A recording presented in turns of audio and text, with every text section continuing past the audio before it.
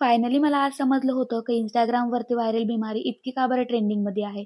त्याचं कारण म्हणजे आज समजलं. कारण 2 ते 3 दिवसापासून माझ्या घरी हेडफोन आणून होते आणि मी आज लावून बघितले होते आणि लावल्याच्या नंतर इतकं क्यूट फीलिंग येते आणि मस्त असं ज्यावेळेस ते वाजते ना, खरंच खूप छान वाटते. बऱ्याच जणांनी याच्यावर व्हायरल म्हणजे व्हिडिओ आणि रील वगैरे बनवलेले आहे, पण मी काही बनवलेलं नाही.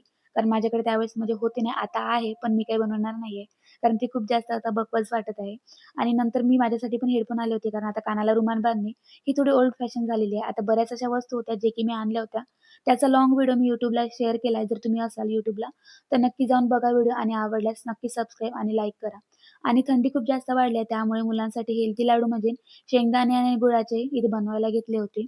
तसं तर मला ड्रायफ्रूटचे लाडू करायचे होते, पण मी त्याचं काही सामान वगैरे आणलेलं नव्हतं.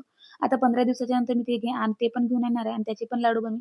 त्यावेळेस मी त्याचा व्हिडिओ नक्की शेअर करेन तुमच्यासोबत. इथे मी शेंगदाणे छान भाजून घेतलेले होते.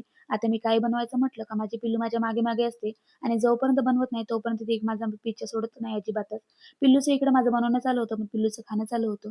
गूळ छान असं बारीक करून घेतला, शेंगदाण्याची साल काढून घेतली होती आणि 5 ते 10 मिनिटं थोडं असं मिक्सरला लावून घेतलं, की छान शेंगदाणे आणि गूळ मस्त असा मिक्स होते. त्यामुळे लाडूची जी टेस्ट आहे ती खूप छान येते. म्हणजे अलग अशी काही शेंगदाणे आणि गूळ अलग-अलग काही वाटत नाही. मस्त थोडा वेळ फिरून वगैरे घेतलं आणि त्याची मस्त अशी छान फाईन पेस्ट करून घेतली होती. आता यामध्ये अजिबातच पाणी किंवा जे दूध वगैरे असते ते अजिबातच ॲड केलं नव्हतं.